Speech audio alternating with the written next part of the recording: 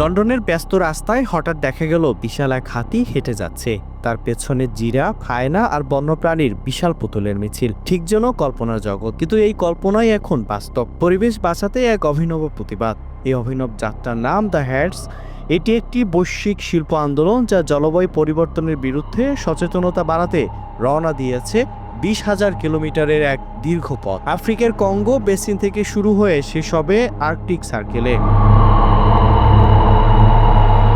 এই বিশাল প্রাণীগুলি বানানো হয়েছে পুনর্ব্যবহারযোগ্য উপকরণ দিয়ে। প্রতিটি দেশে, প্রতিটি গন্তব্যে নতুন প্রাণী যুক্ত হচ্ছে, আর এর সঙ্গে যুক্ত হচ্ছে শত শত শিল্পী, স্বেচ্ছাসেবক এবং সচেতন মানুষ, যারা বিশ্বাস করেন শুধুমাত্র বৈজ্ঞানিক পরিসংখ্যান নয়, আবেগ দিয়েও জলবায়ুর বিপদ বোঝানো যায়। লন্ডনে এই যাত্রা শুরু হয় 27 জুন, চলবে 29 জুন পর্যন্ত। পুতুলগুলোর প্রদর্শিত হচ্ছে London Bridge, Soho, Somerset House, Coram's Fields, Camden High Street ও স্ট্র্যাটফোর্ডে। আয়োজকরা বলেন, এই পুরো আয়োজন আমাদের মনে করিয়ে দেয় জলবায়ুর বিপদ কেবল ডেটায় সীমাবদ্ধ নয়, এটি আমাদের কল্পনাও কেড়ে নিচ্ছে।